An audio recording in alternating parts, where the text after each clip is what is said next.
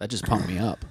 Yeah, the let's go. Yeah, dude. Let's go. Let's do this. Recording. I'm fired up right now. Dude, I do pep talks to every guest before we get going. I'm just like, usually that's not on the podcast. I guess this time it's going to be on the podcast. Right. Oh, we're recording? Let's go. Dude, we've been recording. Dude, you are crazy. Dude, what just happened? We're already live on the show. You crazy as hell. What's going on right now? We were singing Trapped Headstrong right before this podcast started. Mm-hmm. Ryan was, listening to it at, was it Urban Ramen? Is that what it's called? Up the street. Right up the street on Sunset? Yeah. Yeah. I had a nice seaweed salad while listening to Headstrong in the Headstrong to take on anyone. And just like, yeah. just like slurping you. Oh, this is a good song. Yeah, picking the seaweed out of my teeth. Yeah. Seaweed salad, delicious. Tough to eat in that. Seaweed salad sounds horrible. You eat it for the rest of the day because it gets stuck in your teeth. It's delicious. Just leftovers all day. Yeah. It's the best kind of Tupperware to take on the road. Just yeah. Good. Save some for later. Exactly. It's like having wisdom teeth sockets. Like you get the wisdom teeth out, and then the food gets stuck in it. Oh. That happened to me once. I mean, it happens to a lot of people, but I got food stuck in my wisdom teeth. In your wisdom pouch? tooth hole. Ooh. And then I had decaying food in my mouth for a week. If that doesn't get your engines revved, I don't know what will. Rotting food in a mouth. Yeah. Ooh. It was hot. Talk about satisfying getting that stuff out, though. Oh, I bet. It always feels good. Do you remember what kind of food it was? Ooh, man. What was my diet back in 2004? It was a bunch of Twizzlers, Doritos, Fun Dip, Sour Patch Kids, Cheese Whiz in a can. Yeah, in 2004, I was 8. I'm kidding. I'm 34 now, so whatever that was. I'm bad at math, dude. Hey, man, nobody's going to ask you to go back in time and do the math on that, so you're totally good here. I was about to ask, is this a math podcast? Welcome to The Fear of All Sums with Jeremiah Watkins. I fear math. Mm-hmm. I was horrible at math. To this day, like, I'll get a check for, food, and I'm like, oh, fuck, here we go. Get the bill. I'm like, oh, God, what's 20% of this? Oh, yeah. Well, what I always do, trick for me, Wait, guys, this is a math podcast. Guys, this is a math podcast. Welcome back. And the cosine of the equation is actually, what I do is, okay, let's say your bill is $42.18. Okay? Love it. All right. So 10% of that, just move the decimal over. $42.18 would be like $4.21. Multiply it times 2, you got your 20%. It's around $8.50. So this is your most boring episode yet? No, there's girls squirting listening to this right now. I don't know why I went that filthy. Yeah, jeez. I thought you were going to say, like, no, I've had girls squirting on here, and that was more boring. And that was more boring than what's happening right now. I just went for it, man. I felt like the contrast between math and then just sexual energy would be freaking perfect. Intelligence is sexy, except on women. Am I right? Dude, I don't like my broads being too smart. You know what I mean? Which, it works out because most broads are fucking stupid. Yeah, I mean, come on, man. I don't want to be intimidated by another creature that might be smarter than me. Yeah, I'm trying to fuck them. Yeah, right? Come on. Trying to outsmart them so they fuck me. I mean, I want to take a look at their isosceles triangle. You know what I'm saying? Hey, that's my dog right there. Yeah, man. Was I getting too loud there? Oh, no, it's okay. Okay. Okay. Jesus. Welcome back to the library corner. We were just peeking a second ago. Shh. But now we're in a very safe, quiet environment. Great. And the book of the day is the Bible. Welcome back to the show. Thank you. I have a question first. Why is it that libraries have become not so much a place for public reading, but more a place for homeless public masturbation? Well, we do offer free internet. That is a thing. And a lot of, you call them homeless. I refer to them as something else. Without a home inclined. That's what I call them. Home impaired. they're homing impaired. Yeah. Yeah. They're housing impaired. Yeah. That's just what we call them here at the library. That's just us. I like that. I like that. But so what happens is, this is wild. This is, you'll never believe this. We offer free internet, and a lot of the housing impaired, they don't have access to it. So what they do is they go straight to the porn sites, and they start just going to town, jerking it from 3 p.m. to 3:02 p.m. And it is a mess. We got to call the hazmat people to come in, clean the keyboards, make sure that by the time kids come after school, kids arrive after school, that everything is clean for them. So you're saying, although very dehydrated, the homing impaired can still ejaculate quite a bit. They definitely can. Yes, it is. I don't know if it's a buildup or what it is, but it is much more than the normal person. Interesting. Yes. And how does it taste? It is wonderful. Yes. If the hazmat people cannot arrive on time, then that's what we just do. We sample it around the office space, and I don't even tell people what it is. Yeah. But they love it. This podcast has gone off the rails real quick. Loving every freaking minute of it, though. That's what happens when you have the Dune on, bro. This is what happens, dude. Please call me the Dune from here on. Okay, the Like, Dune. even socially. Yeah, okay. Hey, the Dune. Hey, what's up? dude, it's the Dune. Yeah. People will be like, "What are you? Why are you calling him that?" Hey, man, we have a special relationship, and I just call him the Dune. Yeah. And it's the least personal nickname I could think of. You know what's funny? My full name is Ryan Muldoon. Muldoon. Dune has always been a family nickname. It's a masculine sounding name. People would be like, "Yo, Dune!" Yeah. And I wasn't the most masculine gentleman in high school, so people would be like, "Dune! Duner!" I'm just like, "You can just call me Ryan." Is there anything I can get for you? Sorry. You turn into a waiter all of a sudden for your friends. They're like, "What? You guys want some waters? You guys good? Do you need like more ice waters or anything like that? I had The bread here's really good." I had a friend in college who thought every waitress was into him because they were like smiling and serving him food. Goodness. I've had friends that I'll go out to eat with that they feel that same way, and I'm like, you're embarrassing yourself. Yeah. What are you doing? They are like this to every single. They're working for tips. It's part of the job. They're trying to be nice and courteous. And I actually have plans to make a sketch of that premise. Just me, a waitress being like, "Can I get you anything?" I was like, "Oh, sure. Coca-Cola? Great choice." Oh, wow. What? Did you guys just see that? And here is the bill. And thank you very much. I put a little smiley face I'll on just be there like, "I'll pay for it." I mean, okay, that'd be great. You can use credit or cash. That'd be wonderful. It's on me. I got this. Oh my God, a smiley face. I mean, yeah, I leave it for, the nice customers Me. like yourself. Me? Well, yeah. I mean, you're a customer and you're a nice guy, it seems like. So, yeah, I put a smiley face. I hope you have a nice day. I'm just going to walk back behind the bar. I've got a couple other customers to attend to. I love it when we do this kinky role play. She acts like a waitress, calls me a customer. Oh, man, turns me on. Okay, sir, I'm going to actually go back to the kitchen. And if you'd pay up, I really don't want to have to call my manager over here. Ooh, a threesome. I'm just gonna head back there. Have a nice day. All right, I'll meet you back there in 5, babe. Okay, I'm gonna call the police. This is getting a little extreme. I don't feel comfortable. I need you to pay your bill and leave, sir. Okay. Getting a weird vibe from you, but I'll go with it. Yeah, call the police, babe. Okay. All right, bye.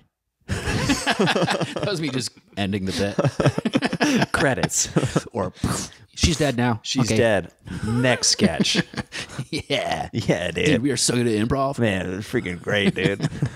Everybody just dies at the end of our scenes. Yeah, dude. Rest in peace, Sarah. Yeah. How long you been doing sketch and improv and stuff like that? Because you've been making videos and like just content online for a long time. So much content. So much content, dude. Some people say you're a freaking content king, dude. I consider myself that. One thing about content is it doesn't matter if it's good, just as long as you post on a regular basis. Dude, as long as you're pumping it out there, good things will happen. Yeah. But to actually answer your question, I did some improv back in Boston in 2012. Did level 1 and 2 at the Improv Boston in Cambridge, and then I started doing stand-up comedy. Did you have a good experience doing improv? Whenever, like, did you have an affinity for it with the teams and stuff like that? Like, some people gel right away whenever they do improv, or some people are like, improv's not so much for me. Then they transition to stand-up kind of thing. I loved it. I had a lot of fun, but improv level 1, anyone can do it. So sometimes there were like several people in my class who was like that they just weren't funny. So like when I was matched with them, I was like, oh God, here we go. Was it very, whenever I did like my intro classes back in the day, it was all like very gamey kind of stuff. Yeah. So like, it's interesting at the base level of improv, if you follow the rules, you're right. Pretty much anybody can do it. But whenever it starts getting into scene work and stuff like that, that's whenever it's like, oh, this is very specific skill. Like you got to be like really dialed in and present. But like, I would see people, it used to frustrate me. I'd see people who like I knew like weren't like funny, but they were like following the A, B, C rules, and they would kill at our class shows. I'm like, oh, this is an injustice to comedy.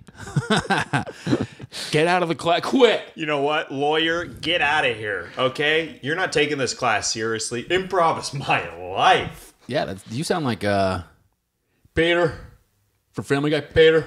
Oh, that thing? Are you talking about Patrick Warburton? Yeah. I think he might be calling into the show real quick. Let me see. Hey, Patrick, is Patrick Warburton calling into the show right now? Hey, is this Ry Doon that I'm talking with on the show here? Yeah, it's Ryan. It's great to meet you. I thought you were fictional. No, I play the character of Joe on Family Guy, but Patrick Warburton, me, the actor, very real person. I was on Rules of Engagement with David Spade. I do the Soup Plantation commercials. You know what I'm talking about? Now, I'm having trouble understanding. Are you saying that there's real human actors doing the voices on Family Guy?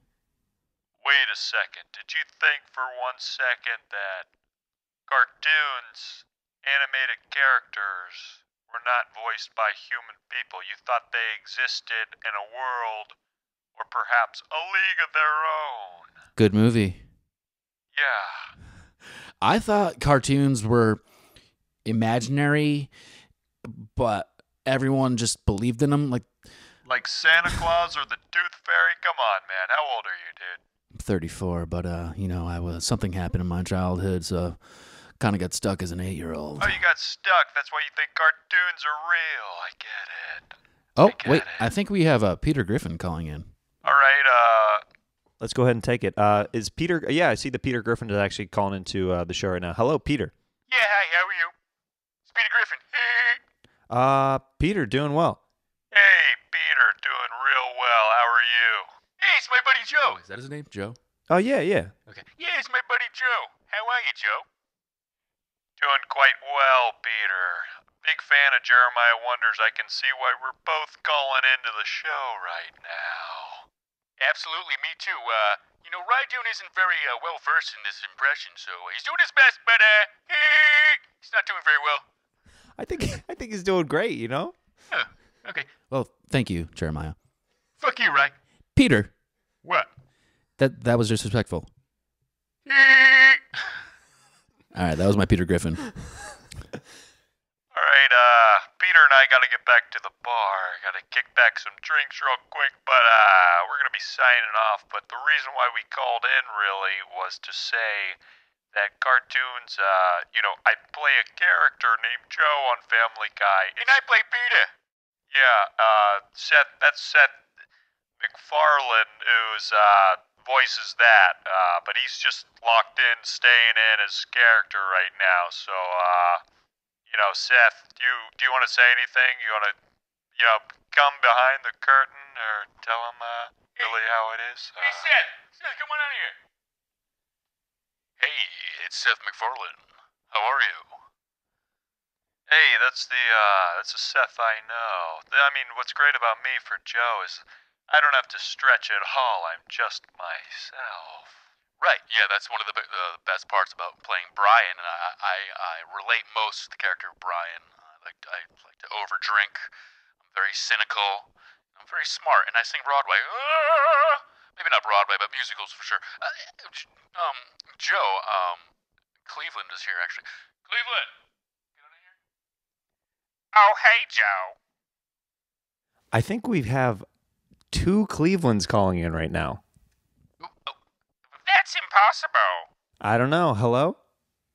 Oh, hello. Oh, hello. Oh, how are you doing? I'm doing great, Cleveland. I'm doing great, Cleveland. All right. So, what are we doing later?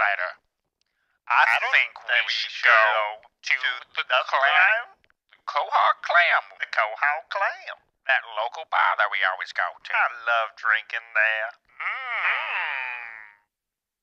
Do you love drinking there? I do. As a matter of fact, I'm going to meet Loretta there. Bye. Bye, guys. They just killed themselves. Holy shit. Wow. Slit their throat. That's why we didn't hear it. They slit their throat. I guess we could hear it. Oh man, those were some impressions that I'm like not comfortable with. So man, you just really helped me like flex my muscles there, dude. That's what this show's about. It's a good workout. You know, just this gym is just like it's a mental workout. You know, this show. You know. Yeah, and no days off. Yeah, no, dude. Every day is throat day here at Jeremiah Wonders. Always working on the voices, always working on the impressions. It's freaking dope, dude. It's fucking sick, dude. Boston Improv. So did you do improv whenever you moved out to LA after that? Or did you jump right into stand-up whenever you... I did stand-up after taking improv level 2. I did it once and got scared away for a year from it because I bombed at an open mic and I was like, I almost cried afterwards. Oh, really? Yeah. Well, I mean, what happened with the bomb that was so bad that you almost cried afterwards? What happened was it meant too much to me and I like... Oh, you like put too much into the stakes of that one open mic. Yeah. Yeah. I thought about it for months leading up to it and I was like, all right, I'm going to do it. And then I didn't like bomb in the sense like people were booing. It was just like everything was met with silence. Yeah. Then afterwards I was like, oh, that was embarrassing. Then I was like, fuck. I didn't like actually almost cry, but I was like feeling awful. Right. Then I was like, fuck this. I don't know if I can take this pain. So I went back into doing music. I was a musician for years, dude. I play the sax, bro. Oh, you do? Yeah, bro. I think we talked about this at one point. Which sax did you play? Did you play primarily the alto, like yourself? Wow. Do you still play? No, not really.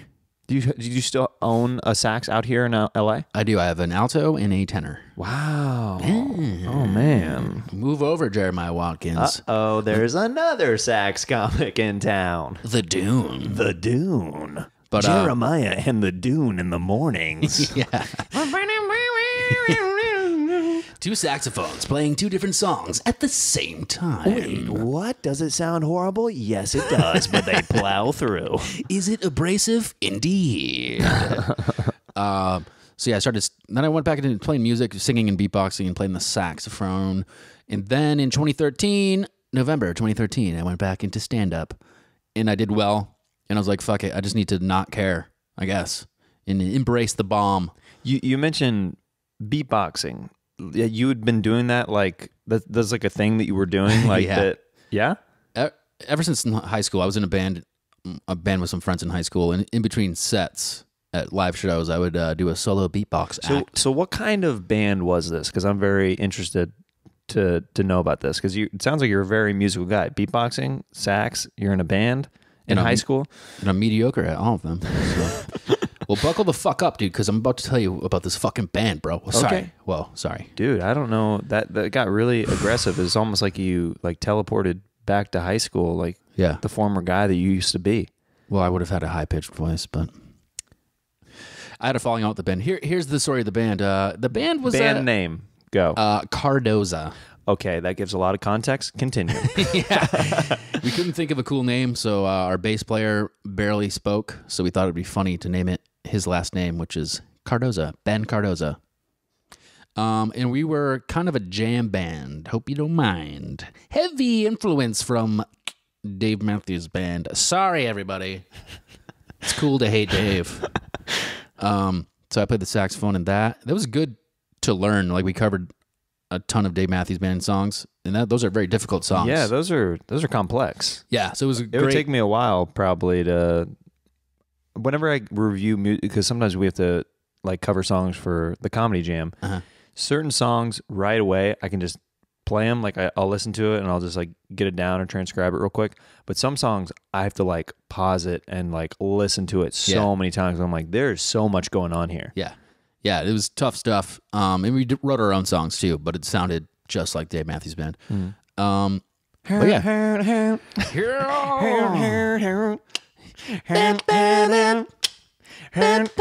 He wakes up in the morning, does his teeth white to eat, and he's rolling. Never changes a thing. The week ends, the week begins. She thinks, should we keep going? Let's do the whole song. Right. So yeah, that was the time. It was a very fun time in my life, being in that band, and also a very dark time. How many years? I started in my own friend's band starting 5th grade, and then I kept the same drummer and bass player up until college. Wow. We were good.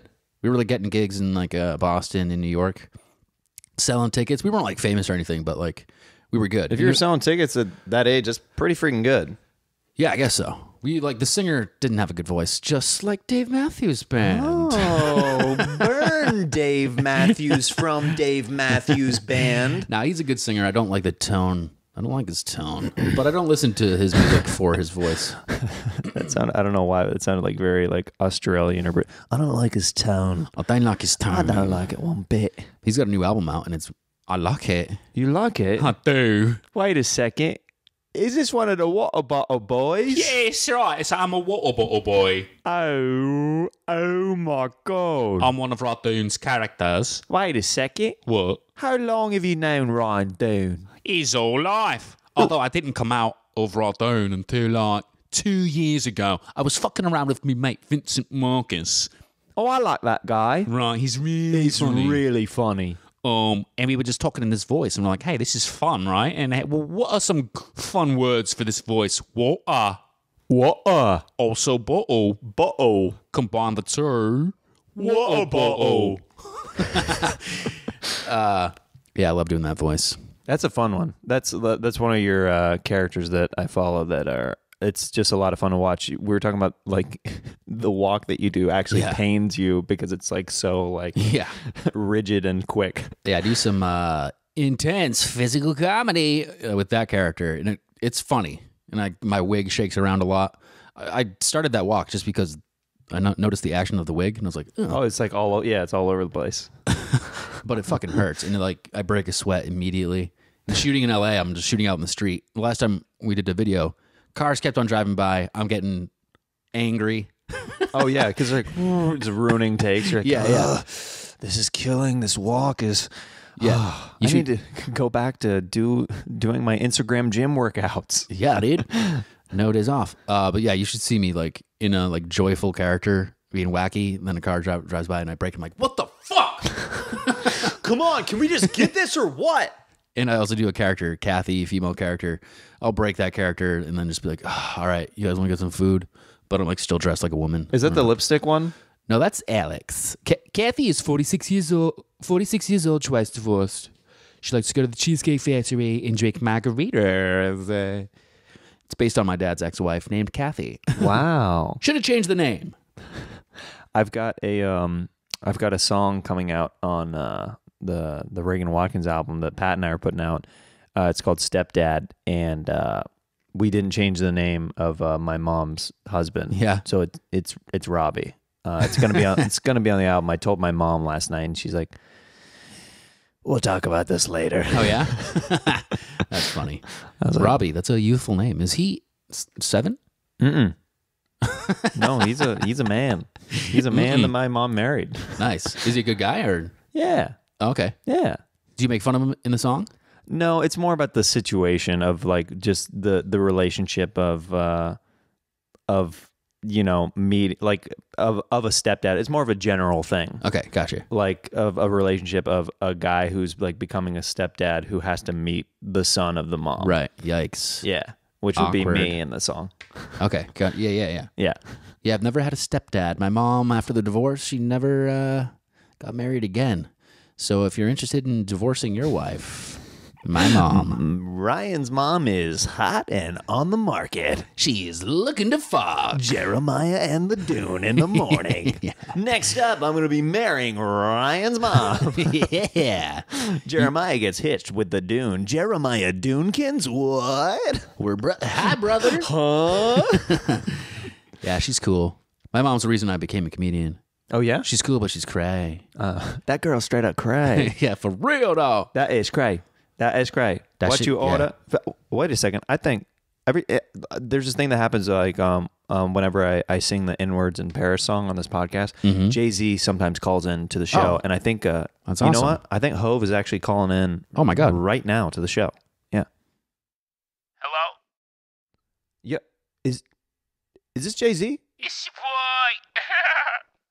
Dude, What's good? wow. I'm sorry. I'm a little starstruck. I can't believe that it's actually you. Yeah, it's the Hove. I'm sitting here with Blue Ivy. She's taking a nap right now, though. Wow. Jay-Z, can I just say that I am so excited about your new music platform Tidal. Oh man, Tidal has been a big project I've been going through. It's received a lot of criticism, but you know, it's your boy. So What kind of criticism you've been receiving? It's kind of hard to find and it's not Yeah. user friendly. yeah, people say yeah, exactly. It's hard to find. It's not very user friendly. And like Spotify already exists, so everyone's like, why would I pay $10 a month for Tidal when I can just get Spotify? I already have Spotify. Everyone's like, you crazy for this one, Jay? And I'm like, sure, I'm crazy, but come on, baby. But do you think that Tidal is going to self-implode soon? Because I'm a little bit worried. It is facing a lot of criticism. You trying to tell me this tidal wave's gonna crash? I mean, that's your wordplay, but that might happen. Like, I'm surprised there hasn't been headlines. All right, listen. Mm-hmm. Are you listening? Yeah. Your boy is Hove. Your boy's a chicken man. Whatever I do is gold, all right? And I got my boo Beyonce. She got my back. Now, do you want to talk about how you were not? How I hit, how Solange hit me. I mean, well, okay. What? I was going to say how you weren't faithful, but we can talk about how Solange hit you. Well, let's talk about my infidelity. Infertility. Is that the word? Yeah, infertility is yeah. Infidelity. My bad, I messed it up. You crazy, Jay? So when you're on the road as Hove, you got mad bitches, you know, trying to get your dick. Mhm. It's like that line from Suit and Tie. How does it go? I forget my own lyrics. You made a lot of songs, so it's understandable. Yeah, Like, if yeah. All right, I got tattoos on my body. Psycho bitches in the lobby, right? Psycho bitches in the lobby. Oh, I never really listened to the lyrics. Right. It's very poetic, Jay-Z. Yeah. So sometimes those psycho bitches, you know, sometimes they get good head. And sometimes you get caught. sometimes you get caught. And it brings me back to my childhood in Mossy Projects. And it reminds me, like, yo, if you're hustling, if you're doing something illegal, you gotta, like, I don't know, like, keep a low profile. Well, that's good advice for all the kids that are listening to this this podcast. Yup. If you are doing something illegal, just keep a low profile, like the Hove tells you, And, you know, keep looking up to guys like Jay-Z. Jay-Z, thank you so much for calling into the show. Bounce with me, bounce with me. Bounce with me, Okay. bounce with me. Yo, I got a joke for you. Okay, what is it, Jay-Z? You're a stand-up. I'm sure you'll appreciate this. Yeah, I'm sure I love hearing jokes. All right, first, the setup is I go, bounce with me, bounce with me. Bounce with me. All right, so what do you call Whitney Cummings on a trampoline? What do you call, what? Bounce Whitney, bounce Whitney. Bounce Whitney, bounce me. Oh, Jay-Z, Your boy made it show. it is your boy, man. Man, that's what I say. Like, man, I say your boy Jeremiah Watkins. Maybe I got that from you, man. Subconsciously, I don't know, man. Yo, I just want to say thank you for having on me, even though you brought up a Solange thing. It's always great having on you, man. Having on? Yeah. Is that what I said? Uh-huh. Yo, I'm loopy today, yo. I like it, man. Well, get your infertility checked out, man, because you might want to get, checked because Bay might want a couple more kids. Yeah. Thanks, Jay-Z. Man, that was cool. Wait, what? What happened? You had to run to the restroom real quick, Yeah. but Jay-Z actually called into the show. And What the fuck? Yeah. I do an impression of Jay-Z. Do you? Yeah, Well, I could have used you a second ago, but he just called in the show. He's actually a fan of the show, and we were talking about title. And Do you want to hear my impression? Nah, not really, man. It's Hey, Lois, grab me a beer. Hey. says pretty good, right? Dude, spot on. It's actually the Jay-Z voice. He's kind of similar to Peter Griffin. Fun, cute story about my Peter Griffin impression. Okay. I did a show once in Los Angeles. It was a nightmare show. The company's great. Have you heard of So Far Sounds? Mm-mm. They put on music shows and they have a comedian, oftentimes a comedian to host the event. They told me, excuse me, I just burped. They told me it's a seaweed salad. It's a seaweed salad that's still in my mouth. They told me, Could I have some? sure. Hey. Patooey. Really good. The back of your throat is tin. It's metal. I am a bionic man. I am a man. All right. Quick little story. I did a show. It was a nightmare show. I was bombing, and I used to have a joke. I still do have a joke where my dad catches me underage drinking. Okay, sure. Holy shit! What was that? I am a robot. Whoa! I told you. I told you, man. In the back of my throat, sometimes like there's a little bit of a. Sometimes the robot version of Jeremiah takes over a little bit. I'm a comedy robot. Like I can't help it. Like people Wow. wonder, like, oh, this guy, like he works really hard. Is that? It's because I'm a robot. Oh, you're a machine. Continue with your story, Ryan Doon. Okay, well, this is kind of scary, but yeah, I was at this nightmare show bombing, and I used to have this joke where I would imitate my dad catching me underage drinking. And what did that sound like? It sounded like direct quote from my dad, real life story. He caught me drinking. He was like, "Jeez, Ry, I come home from dinner and you're having a beer party." And then someone after the show was like, "Dude, I love your Peter Griffin impression." And I was like, "What?" And then Ha ha ha ha ha ha ha. thank you. Ever since then, I adjusted my impression of my dad and made it more Peter. And now I incorporated Peter Griffin impression to the story. Boom. So now your father is Peter Griffin. Is that what you're trying to say? My dad is Peter Griffin. Yes. Well, yeah. Wow. You don't sound that excited. I am so excited right now. Something about your monotone tin voice. It's hard to read your tone, you know? It's No, this is the most excited. This is the most excited I have ever been in my entire life. Wow. My nipples are hard. But you don't have any nipples. Ha ha ha ha. Joke's on you. I have robot nipples. Bing bing. Bing bing. What gender are you? Robots do not have a gender. Interesting. Do you- Jeremiah looks like a Ken doll in his underwear. It is a flat surface. Oh, I thought you were going to say he looks like a Ken doll in that he's like, has a good physique, but the no penis thing makes sense. No, there is nothing down there. Absolutely nothing. Except a window to another dimension. Whoa, that's cool. Can you explain this dimension? This dimension is not for the weak of mind. Are you ready to experience what this dimension is? Yes, please. This dimension is Candyland. Oh, Are you familiar with the board game? I love that board game. This sounds great. Yeah, if you open the window to Jeremiah's below parts, Mm-hmm. you will enter Candyland. That sounds good. You said it was for the week of mind, but it sounds lovely to me. The week of mind. Yes. It can be. But sometimes it can be for the strong of mind as yourself. Some people who say that they are weak are actually stronger than they actually say they are. Does that make sense? Yes, and it sounds like did you inspire that Daft Punk song that Kanye sampled? Better, faster, stronger, baby, baby. Harder, better, faster, stronger. Yeah. Yeah. Sorry, dude, I blacked out for a little bit. I think the robot side of me took over a little bit more. I'm not really sure if even the robot side of me was making sense. I apologize. No, it's fine. Are you okay? That was weird. I was looking to your eyes and it was like no one was home. There was a void of space. Yeah. That's what my wife tells me sometimes. Oh, yeah. She's like, whenever I look at you, it's like I'm seeing nothing in there. And I'm like, thanks for marrying me, babe. You know, I have a girlfriend now. Oh, yeah? Yeah, currently, she'll be gone soon. Nice. Congrats. She's what I call a temp worker. Speaking of voices, my girlfriend, gonna have to have a talk with her soon. She keeps doing them or what? She keeps baby talking, dude. Oh, in the bedroom?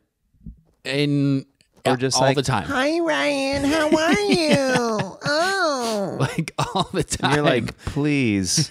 Yeah. This is a lot. This is a lot. She does it. She knows it's funny and ridiculous, but like, all right, we've gone past the point where it's funny and silly. Now I'm just like, easy now, bitch. I call her bitch. It's a cute relationship quirk that we have. Yeah. No, but she's like, my sweetie's making dinner. Hey, thank you for making me dinner, baby. I'm just like, dude. Or, I'm sorry, bitch. Shut the fuck up. He's dating a dude. Yeah. Dude, bro, can you stop doing baby talk to me? But what about my little Ryan? Yeah. I want to cook for you. My cutie. My cutie patootie. Like, I posted on Instagram this like web series that's coming out that I'm in, and she, I don't know, messaged back like, my little angel on a web series. Even through text, she'll baby talk me. And I'm a man. Hey, man, I'm a full-blown man. Yeah, despite my size and despite how insecure I am, I have aged. Sure, I'm immature, but I'm technically a man. So what's the solution to the baby talk? Have you nixed it? Well, babies need to be spanked sometimes. Whoa. So, Jenny, you're getting spanked. Do you guys have nicknames for each other? Couples nicknames? No, not yet. Because I refuse. She fucking calls me babe and baby, and I'm like, please just Hey, baby. Yeah, and I say, please just call me daddy. I don't know why you're referencing me as babe or baby. Call me the guy who brings home the bacon. Yeah. Call me daddy. Call me corporate officer. Yeah, or master. Yeah, she calls me babe and baby.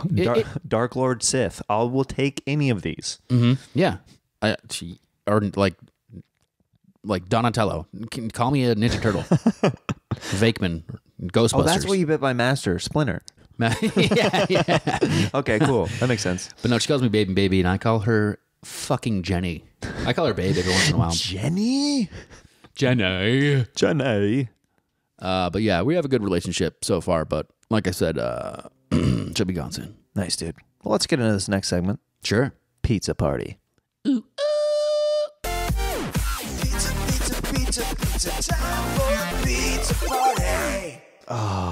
We got some fresh pizza from Joe's. You And know yours is right over there, dude, if you want to grab it. Sure. And dive right into it. You know what? Everyone listening right now, audio-wise, Jeremiah's lying. I said no to the pizza. Because I respect myself. And in respecting myself... Oh, this is so good, dude. Oh, it does look good. I love pizza. No, I'm on a fucking diet. Been working out for like a week. What kind of diet are you on? Pussy. Just eating puss all day, dude. Dude, that made me gain like 30 pounds, dude. Eating puss? Yeah. Oh, fuck. Dude, a lot of carbs in there. Oh, you're right. Yeast. Starch. Dude. You can't eat pussy if you're on keto, dude. Fucking hell, Dude, like that's the freaking worst, man. God damn it. I'll just switch to butthole. But yeah, no, I do want that pizza, but I'm going to say no. Oh, I bet you do. Oh, it's so good. Baby, don't you want some pizza with me? Do you have a memory associated with pizza that you, just like a good child memory? I do, indeed. There was one time, this is when I got a big laugh. I think it was I was 7 at my friend's birthday party at Chuck E. Cheese's. Or Chuck E. Cheese. You can pluralize it if you want. Now, did you go there when it had the robots? Yeah. Like the animatronic robots? Yep. Mm-hmm. And then we got like our own private little pizza party room. Pizza. You're having a pizza party. You're like, what is this? A strip club? I get my own private room? Thanks, Mom and Dad. Is the rat going to come over and give me some extra services? Now that you say that, my friend John's mom did undress in front of us. Anyways, yeah. But that happened at your party too, right? Yeah. That's normal, right? I mean, she had sex with all of us boys at the same time. She attended your birthday party too, correct? Yeah. That was at that birthday party. Everyone got a present of buzz. Yeah. But the story is, we're all in the pizza patty room. We're eating that fucking pizza, dude. And John's mom says, "You guys are being so quiet." And then I just started screaming. And then everyone joined me in screaming. And just like a room full of children screaming at the top of their lungs. Ah! As a form of rebellion, dude. Yeah? You think I'm quiet? And you were killing, weren't you? I was, yeah. Dude, it's so funny, like, whenever you look back at, like, high school and grade school moments, the little things that we would do, like, to entertain friends that would just destroy a classroom, like, the smallest things. Yeah. Like, you look back on it, like, that wasn't that. I guess that was edgy for back then, but... I was never a class clown, actually. I No? was not in school. A little bit more reserved? I was very shy. But I was funny with my friends. One thing I would do in high school... My friend would be driving. I'd be in the passenger seat. I'd slowly just start like, kind of like humping nothing. Yeah. And then subtly just going, until they would notice. And Dude. it killed. Dude, let's just say it was my closer. Okay? Yeah. Yep. I also still like, I enjoy fake crying. Like maybe at a restaurant, just start. The waiter comes over, I'll just start crying. Dude, I went through a period of sketches where my sister told me, she goes, I don't know if you are aware of this, but the last like 6 videos you've posted, you're either crying or you're gay in the video. I'm like, okay, I'll work on that. I will work on the range of my characters. So what were you doing? I kept like doing scenes where I would like fake cry because I guess I was going through a period of time where I was like, this is hilarious. Okay. Or I would play like really effeminate characters. She's like, just be aware, you keep doing these 2 things. Okay. Yeah. I was like, okay, no taking. Cool. That's funny. Another fun thing I used to do, I still do if I have the opportunity. One time I was in Boston, Massachusetts. I dropped my friend Will Rossi off at Wentworth College. Dropped him off. He's walking away. I notice he's in a crowded area with a bunch of his classmates around. He gets 20 feet away from the car. I shout from the window. This was back, whatever. I shout from the window. It's like, William Rossi, I had so much fun with you last night, baby. So that was just a way to embarrass him. Oh, yeah. And that would genuinely embarrass people. Like that kind of stuff back in the day. Yeah. This was back when like it was like being gay wasn't cool. Now it's cool, I guess. So well, you look back. You look back at early 2000s movies. Yeah, and I think that eventually some of those like college bro kind of movies are not going to be able to be played. Because you look back, like they're like everything is, dude, that's gay, or like, dude, you freaking, you know what I mean? The like, F word. Yeah. How about that Sandler movie where he pretends to be gay to get married and it gets a refund on something with Kevin James? Yeah, I think it's meant. I think it's meant for a positive, but I don't remember the exact like plot. Yeah. You know what I mean? I do remember him and Kevin James just like are gay together so their kids can have something. I wonder or- how that would read today. I don't think it would be made today. Yeah. And also, how about Ace Ventura, that transphobic scene where he's like, Finkel is Einhorn. Einhorn is Finkel. And he realizes that he had sex with a transgender. Einhorn is a man. And that's the whole, like... I mean, that's the whole joke of the scene. Yeah. yeah, I mean, but it's like, it still holds up, guys. I like it. Yeah. Have I you watched it as an adult? Oh, yeah. The Ace Ventura movies I love. Yeah, Like, me too. But something that you and I share in common is like we both like have a deep love for Jim Carrey. Yeah. Yeah. Love that guy. Yeah. Deep love. Deep love. I, Deep love. Saw him at the premiere of Dumber Dumber 2. Didn't meet him, though. I just saw him talking to his family. I was like, oh, my God. Yeah, I reached my hand out and just... And music started playing. It was crazy. It was just like the movies. I saw her singing in the rain. Oh, my God, it's Jim Carrey. I'm just falling on her. Yep. La, la, la, la. Yeah, I don't know that song, but... It's from it's the Cowsills, and I knew she could make me happy. happy.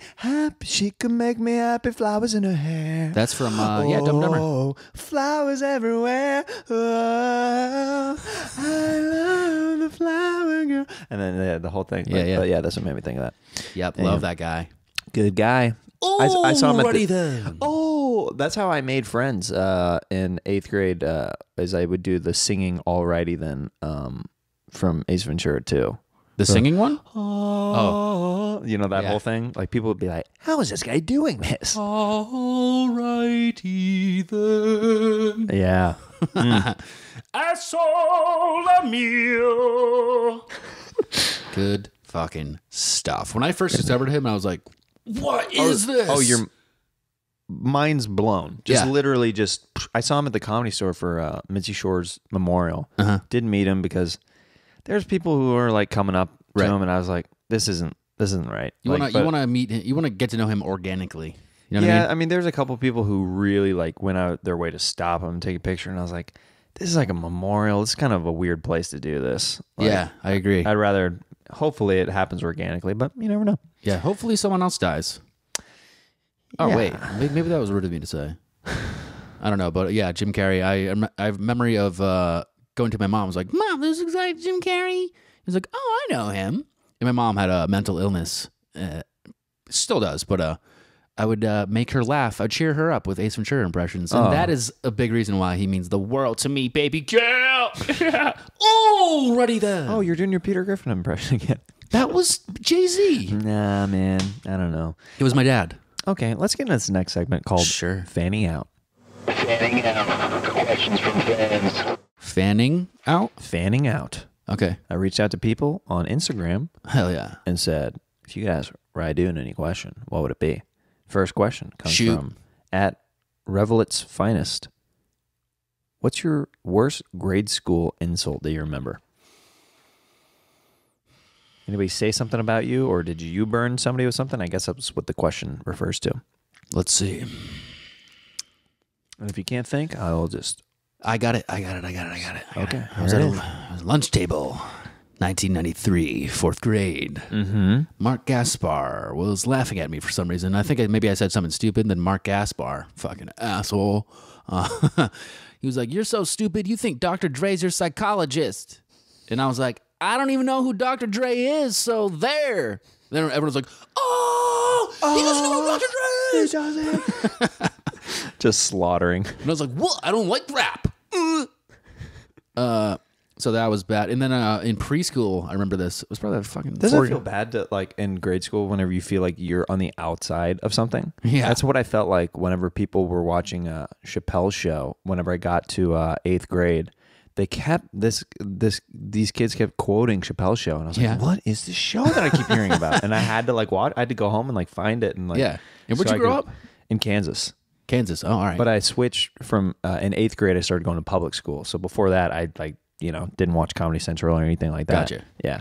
Yeah, dude, Chappelle Show, very quotable. You said preschool. You said Yeah, preschool. I have this memory. I was on a rocking boat, a toy rocking boat, and there's a guy named a grown man, a student.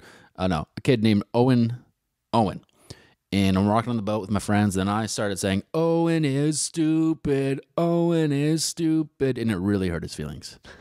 Like he cried. And I was like, oh, shit. Sorry, Owen. I'm sorry, Owen. I just came up with that melody. I haven't been thinking about it for very long. And I'm pretty sure I said, like, what? No, it's the name of the boat. Oh, dude. Those fake things. No, I mean, Owen, I'm owing you a favor over here. Yeah, you're smart. At QE Pair, how was the reception from other comedians from being a Vine star to a stand-up? What was the worst experience or best experience? Excellent question.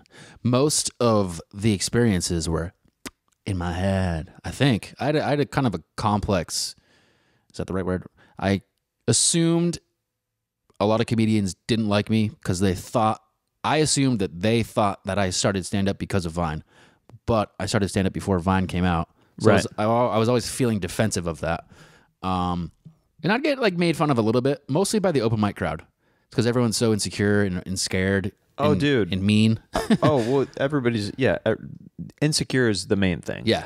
Whenever it's a lot of projection I've found at open mics because I still will go to open mics occasionally to run stuff.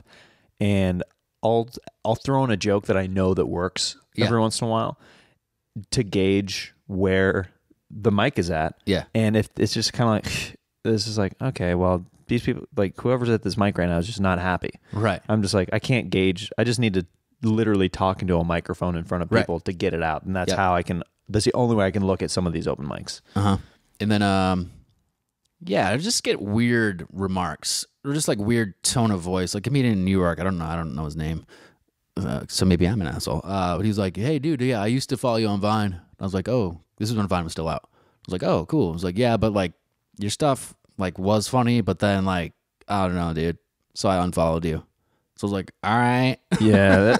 That's what. Just don't say that. Yeah. How do I respond to that? Just, like, why are you telling this to my face? Some people literally just want any reason to talk to you and they don't even realize how rude they're being. Yeah. They're like, oh, this is my in. Like, right. And then some people, like you said, are very insecure with what they're doing or what they're working at or where they're at. And they're like, I'm going to try to take down this person for no reason so I can feel a little bit better about myself. Right. But, and I noticed that successful comedians, headliners, they were extremely supportive of me, or just like, dude, that's awesome. And I'd be like, yeah, I'm known for making Vine videos. I was insecure about it. I was like, dude, that's fucking awesome. Yeah. No, good for you. Every comedian wants 1 million followers. Yeah. It's like, don't let them bring you down. Yeah, no, use it to your advantage. Yeah. Anybody with a logical head on their shoulders, like, no, that's a plus. Like, just use it, like, parlay it. Like, right. Yeah. So it was funny how like the open mic comedians were mean, and then the headliners, the guys who knew the most, they're like, no, that's good. I was like, oh, okay, it's good.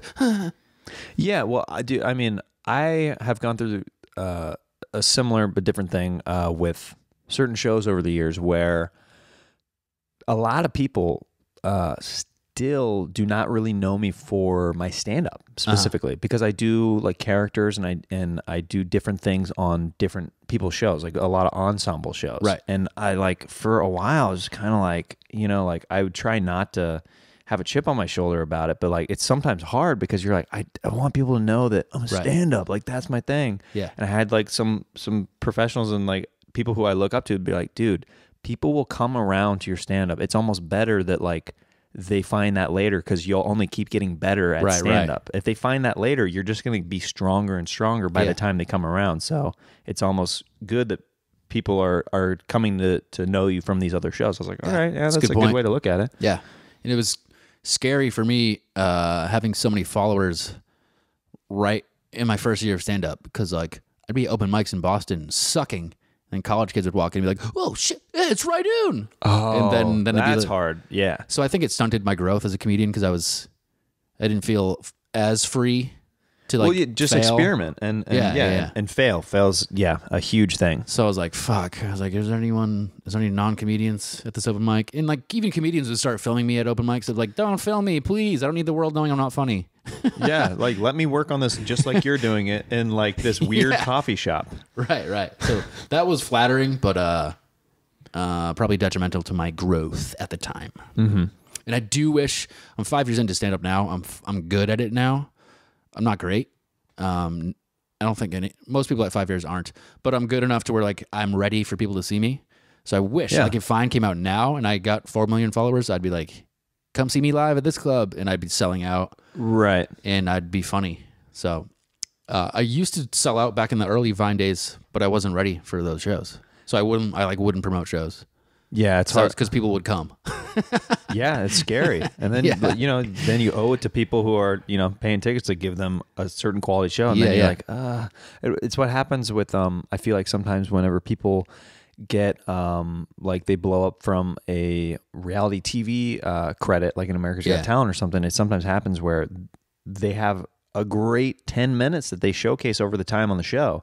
But that's their best stuff, and then they're pushed out on the road to headline, and it's like, oh, this is hard. That's scary. Yeah, I mean, I still do have people come out to shows. It's just not as insane. Like Vine was insane. Yeah, like it was huge, man. I'd promote a show, people were like,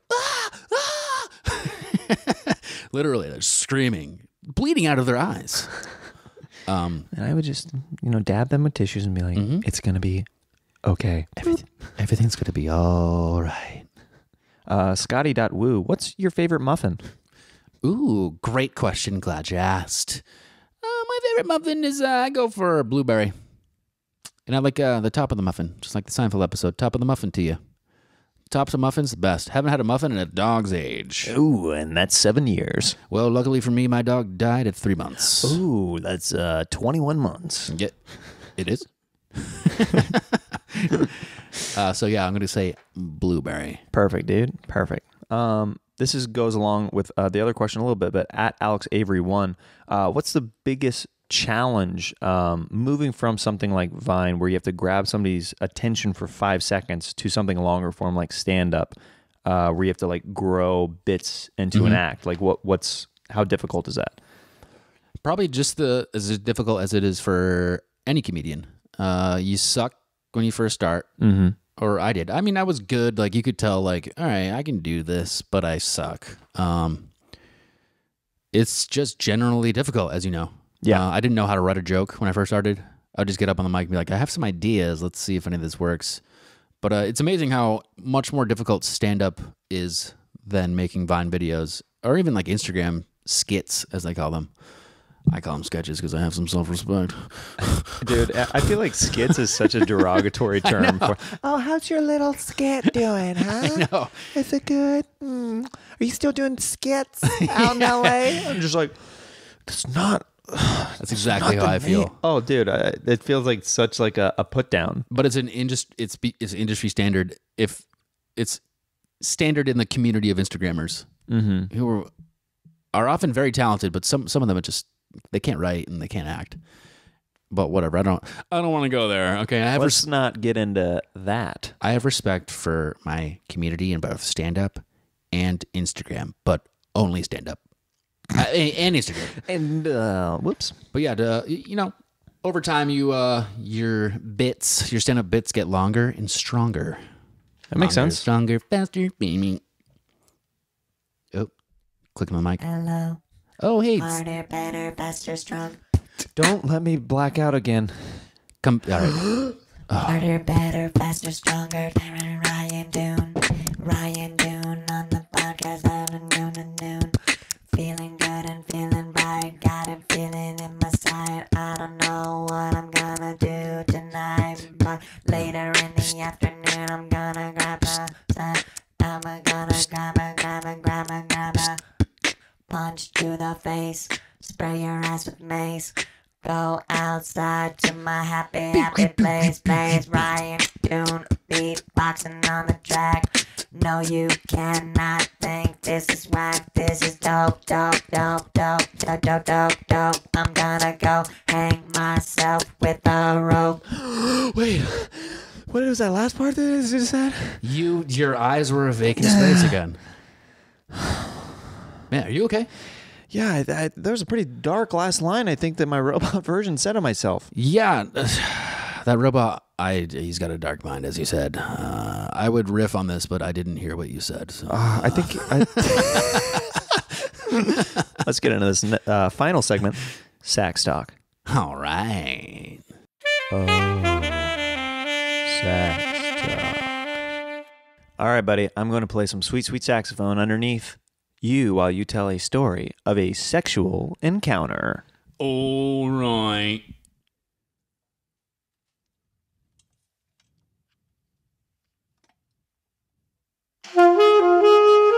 So, are you still setting up? Oh, okay. Do I start? Start whenever you're ready. This is a story about how I discovered the wonderful world of masturbation. I was in 6th grade, a little late, maybe a little late. I was at my friend Dorian's house. His mom pronounced his name Dorian, always a little weird. His mom would shout his name, Dorian! And I was like, why does she fucking call your name that?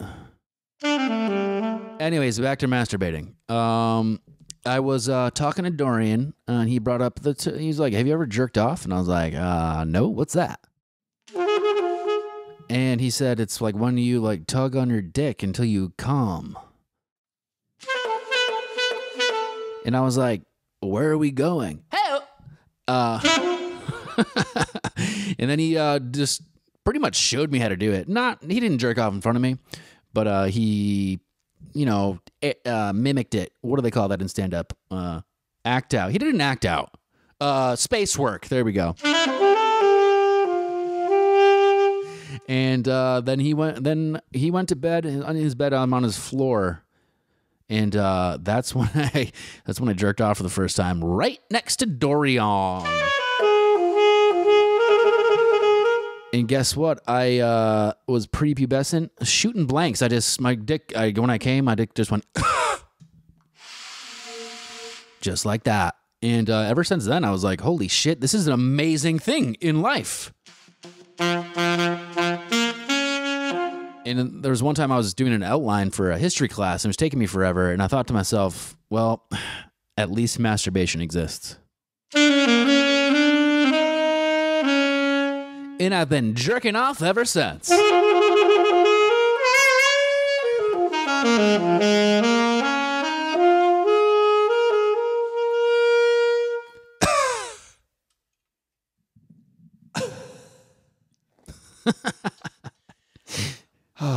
I just shot a blank.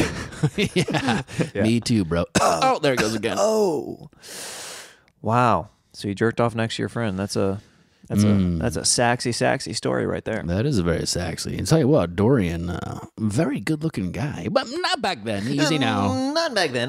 No sexual attraction at the time. But now I'm looking at it and I'm like, welcome back to Jeremiah and the Doon in the morning. Shooting blanks. Pew, pew, pew, pew. Means I love you in Portuguese. Does it? Yeah. You too. Yeah. Or I too. Or two. There we go. I nailed it. You, dude. Love you, dude. I freaking love you, dude. Good stuff. So, Jeremiah, have I been like a good guest? Dude, I usually don't say this on the podcast, but you did pretty good today. Thanks, man. Yeah, man. It was fun. I want to have you on my pod. Dude, anytime. I'd love it. Let's do it right now. All right. Welcome to Ry Doon's podcast. This is a cross stream right now that's going on. Dude, loved having you on the pod, buddy. Where can people find you on social media and all that stuff if you want to plug anything? Everywhere on social media, I'm at Ry Doon. RYDOON. And I do a podcast with my buddy Brandon Calvillo, who was also a deceased finer. It's called I'm Sorry, Dad. And it's a free-form comedy convo. So this was right up your alley. It was right up my alley. And I got to, do my voices on here, which normally if I do them on my podcast, it's just forcing it. But here, you invited me. You set me up to do my craft. I welcome the creativity, and I knew that you had some great characters and impressions that I wanted to showcase on the show. So thank you so much. Glad you came by, buddy. Thank you. And when does this air? Monday. Yeah. Monday. Well, guys, tomorrow night, Tuesday, Hollywood Improv. I'll give away free tickets. Yeah, hit Ryan up for tickets at Ry Doon. Hollywood Improv, 9:30. Who's on the show? Blake Weber, aka Blake Vapes. Got Jason Collins, Rachel O'Brien, Pete Lee, who's new to New York, new to LA. You know Pete Lee? Yeah, I love him. Yeah, it's I actually super love funny. that whole lineup. It's great. Thanks. I implore you guys to go check that out at the Improv. And then see me in September, first Wednesday of the month, at the Hollywood Improv with Jeremiah. Oh, Well, I'll see if you're free. I'll check. All right. All right, guys. Thanks for watching and listening. Bye, guys. Thank you. Thank you, Jeremiah. Thank you, buddy.